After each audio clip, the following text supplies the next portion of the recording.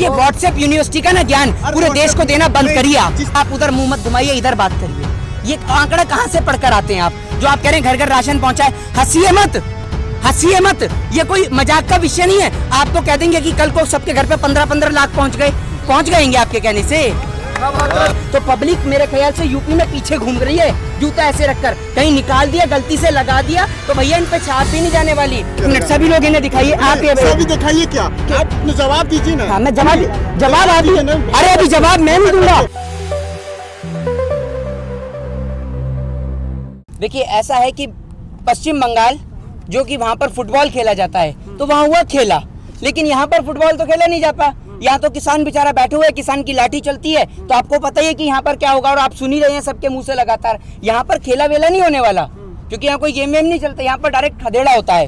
और ये खदेड़ा इतना तगड़ा होगा कि ये खदेड़ा होता होता सीधा उत्तराखंड पहुंचेगा, यूपी से, उत्तराखंड से पंजाब, और पंजाब से दिल्ली, और दिल्ली से ये खदेड़ा आपको 2024 तक नजर आएगा। क्योंकि जिस देश के अंदर स्कूलों की छत से पानी टपकता हो, और जिस देश के गृह मंत्री के बेटे बिना क्रिकेट खेले बीसीसीआई में सचिव बन जाएं, उस देश के नेताओं से आप क्या उम्मीद रख सकते हैं कि क्या बेहतरी करेंगे वो इस देश के लिए?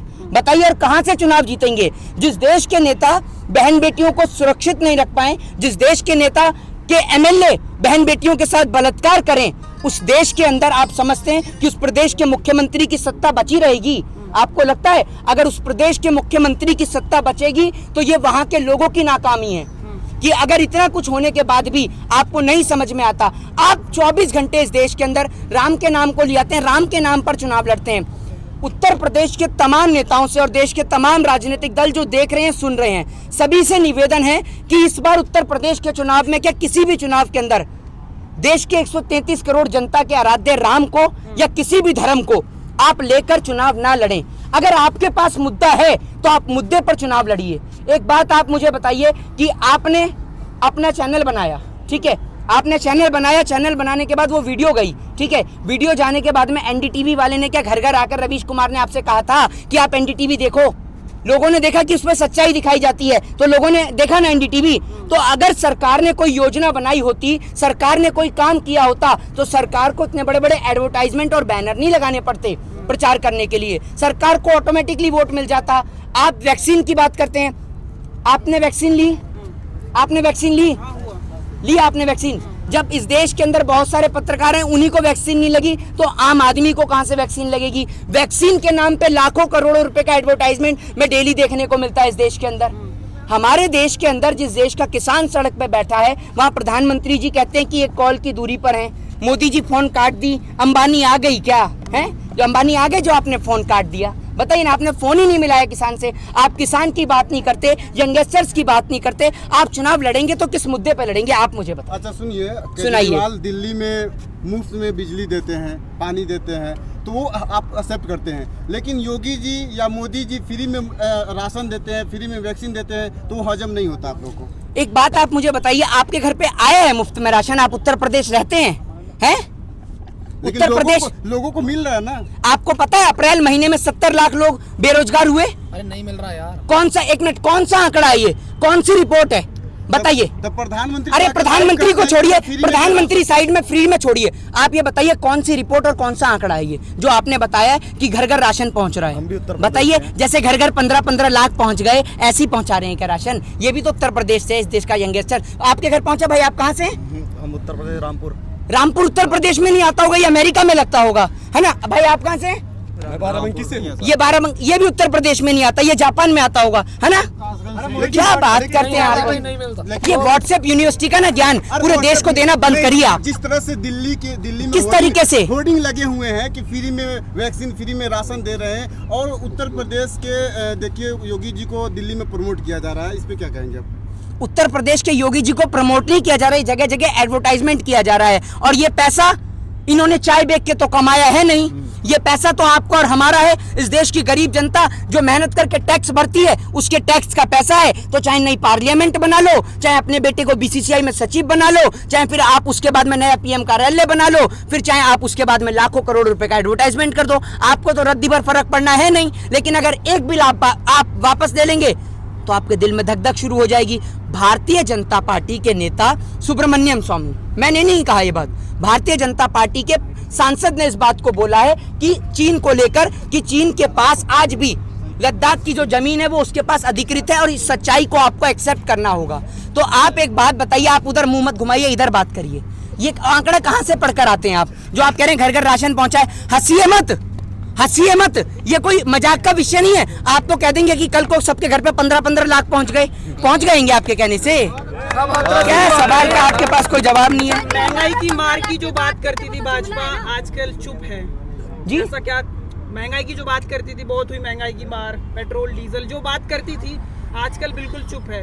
देखिए महंगाई की बात, देखिए महंगाई और पेट्रोल की बात और बात रही डीजल की, और महंगाई की बात कहां से करेगी भारतीय जनता पार्टी? भैया भारतीय जनता पार्टी के राज में थोक महंगाई दर 12.94% वृद्धि हुई है, रिटेल महंगाई दर में 63% और इस देश के अंदर बेरोजगारी दर 11.9% बढ़ी है। ये भारतीय जनता पार्टी का आंकड़ा है। भैया अगर बेरोजगारी के नाम पर वोट मांगेंगे, शिक्षा के नाम पे मांगेंगे, तो पब्लिक मेरे ख्याल से यूपी में पीछे घूम रही है, जूता ऐसे रखकर कहीं निकाल दिया, गलती से लगा दिया तो भैया इन पे छाप भी नहीं जाने वाली। तो इसलिए शिक्षा स्वास्थ्य के नाम पर ये वोट मांगेंगे, ये वोट मांग। हाँ आइए, आप ही की दे रही थी। हाँ क्या बताइए?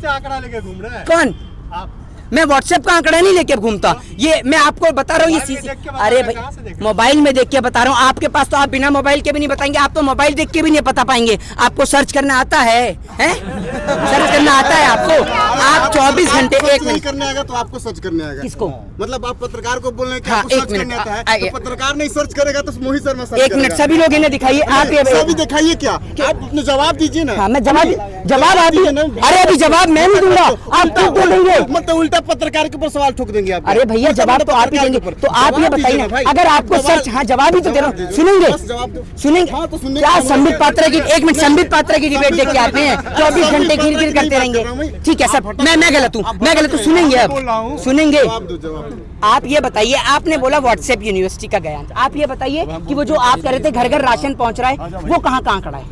वो घर घर का आंकड़ा हम लोग, घर घर का आंकड़ा है। आप घर घर जाके सर्वे कर रहे हैं, तो आपका एक नाम क्या है? कौन सा सर्वे है आपका? कौन सी कंपनी आपकी सर्वे की? सुनिए, नाम बताइए। जैसे रिपोर्ट्स होती हैं, कौन सी रिपोर्ट्स? आपकी रिपोर्ट का कोई नाम तो होगा? मैं सर्वे की बात नहीं कर रहा हूँ। तो फिर आप रिपोर्ट की बात कर रहे होंगे। भाषण देते हैं, मोदी जी ने भाषण में बोला है कि घर घर राशन पहुंचा यूपी में, लगे हुए दिल्ली में, उसकी मैं बात कर रहा हूँ। दिल्ली में ये होर्डिंग लगा है, दिल्ली में ये होर्डिंग लगा हुआ है कि घर घर राशन पहुंच रहा है। हाँ, मुफ्त में। कहाँ पर लग रहा है होर्डिंग? दिल्ली में। दिल्ली में घूम के देख लो ना, सारी दिल्ली में। आपने सारी दिल्ली घूम ली, जाके देखो ना, हर जगह आप खड़े हैं अभी उत्तर प्रदेश, आप खड़े हैं उत्तर प्रदेश बॉर्डर पर, और अभी आप वैक्सीन की बात करते हैं, कभी राशन की बात करते हैं। आप अपनी बात पे ही नहीं रहते, आप वैक्सीन की बात करें, राशन की। मोदी जी मुफ्त में राशन भी दे रहे हैं, मुफ्त में वैक्सीन भी दे रहे हैं। तो मोदी जी रात में ठेला चला रहे हैं कि मोदी जी की कमाई से सबको दिया जा रहा है? मोदी जी मुफ्त में देके एहसान कर रहे हैं? मोदी जी ने तो मुफ्त में ऑक्सीजन भी दिया। प्रधानमंत्री तो वही ना देंगे। Litre diesel. तो एक बात, प्रधानमंत्री हैं तो वो देंगे, तो शिक्षा कौन देगा? है शिक्षा कौन देगा? वही देंगे। क्या दो शिक्षा नहीं देंगे? क्या दो शिक्षा नहीं देंगे? है ना, शिक्षा नहीं देंगे ना, वो स्वास्थ्य भी नहीं देंगे। शिक्षा क्यों नहीं देंगे? शिक्षा तो देना उनका अनिवार्य। तो क्यों नहीं दे रहे? दारू का ठेका खुलवा रहे हैं, आपको अच्छा लग रहा है? आप भी पीते हैं, हैं? तो फिर लॉकडाउन लगा हुआ है, बात दारू का ठेका खुला। इस देश के अंदर, एक मिनट सुनिए, इस देश के अंदर भारतीय जनता पार्टी के नेता पूरे देश की जनता को हिंदू, मुस्लिम, सिख, ईसाई का ज्ञान बटोरते हुए नजर आते हैं। अगर इनकी पार्टी का कोई नेता मुस्लिम दामाद ढूंढे तो इनको कोई दिक्कत नहीं, इनकी पार्टी में कोई नेता मुस्लिम से शादी करवा दे तो इन्हें कोई दिक्कत नहीं, लेकिन कोई दूसरा कर दे तो बवाल खड़ा कर देते हैं। आप पूरे देश में हिंदू, मुस्लिम, सिख, ईसाई की बात करते हैं। आप ये बताइए, आपसे सर्टिफिकेट लेना पड़ेगा, आप सर्टिफिकेट दे रहे हैं कि कौन जनेऊधारी ब्राह्मण है और कौन नहीं है? आप सर्टिफिकेट देते हैं कि कौन हिंदू है, कौन मुस्लिम है? आपके यहाँ पर आकर हमें पहले भारतीय जनता पार्टी से पूछना पड़ेगा। असल में कोई किसी भी जाति, किसी भी धर्म का हो, अगर वो भारतीय जनता पार्टी का विरोध करता है तो वो हिंदू नहीं है, ना वो मुस्लिम है, ना वो सिख है, ना ईसाई है। वो खालिस्तानी कहलाया जाता है, आतंकवादी कहलाया जाता है, पाकिस्तानी कहलाया जाता है। और जो इन दंगे करवाते हैं वो इनकी पार्टी में आ जाएं, जो घोटाले करते हैं वो इनकी पार्टी में आ जाएं, तो बिल्कुल दूध के धुले हो जाते हैं। वो राजा हरिश्चंद्र की छठी औलाद हो जाते हैं। समझ रहे हैं इस बात? विकास में बहुत ब्राह्मण का सर्टिफिकेट गले में लेके घूम रहा है। ब्राह्मण का सर्टिफिकेट मेरे गले में कोई सर्टिफिकेट नहीं है भाई, मेरे गले में कोई सर्टिफिकेट नहीं है। आपके गले में होगा सर्टिफिकेट और आपको देने की जरूरत होती होगी। मेरे को किसी को प्रमाण देने की जरूरत नहीं है कि चाहे मैं राम को मानूं या रहीम को मानूं। आप मुझे बताने वाले होते हैं कि मैं राम को मानूंगा या रहीम को। है we are living in a 21st century और 21वीं सदी के भारत में आप जैसे लोगों के कारण आज अगर ये भारत तबाह है ना, तो वो आप जैसे लोगों के कारण, क्योंकि आज भी आप इस हिंदुस्तान को, इस वतन की वो मिट्टी जो मिट्टी आजाद हुई हिंदू मुस्लिम सिख ईसाई सभी के लहू से, और उस मिट्टी को वापस से बांटने का प्रयास करते हैं। तो अगर आप इस वतन को बांट देंगे ना, तो ध्यान रखिएगा वो दिन दूर नहीं जब आप दोबारा से किसी अंग्रेज के घर में बैठ के उसके जूते और चप्पल साफ कर रहे होंगे और दोबारा से इस देश को आजाद कराने वाला कोई भगत सिंह, कोई राजगुरु, कोई सुखदेव, कोई अशफाकुल्लाह खां पैदा नहीं होगा। और ध्यान रखेंगे फिर आपकी कलम और आपके इन पत्रकारों की आवाजें कितनी चलेंगी, क्योंकि आपने देखा वो तो शुक्र है कि अंग्रेजों के टाइम पर यह पत्रकारिता नहीं थी, वरना कुछ पत्रकार ऐसे हैं, आपको नहीं कह रहा सभी को, कुछ पत्रकार इस देश में ऐसे हैं जो अंग्रेजों के हाथों भी बिक जाते, अपने दीन ईमान का सौदा कर चुके होते। तो ये देश जाना जाता है लोगों की एकता, अनेकता, अखंडता के लिए। और आप एक बात मुझे बताइए, एक जगह है फिलीपींस जहां पर आपको ग्रेजुएशन की डिग्री पता है कब मिलती है, जब आप 11 पेड़ लगाएंगे।